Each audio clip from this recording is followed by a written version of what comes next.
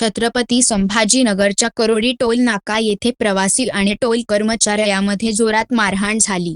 Toll नाका येथे घडलेली सर्व घटना सीसीटीव्ही कॅमेऱ्यात कैद झाली आहे। फास्टॅगवरून झालेल्या या राड्यामध्ये एक जण गंभीर जखमी झाल्याची माहिती आहे। या व्हिडिओमध्ये एकमेकांना मारहाण करताना प्रवासी व टोल कर्मचारी दिसत आहे। ही घटना दिनांक 28 जून रोजी रात्री 10च्या दरम्यान घडली असून जखमीवर उपचार सुरू आहे।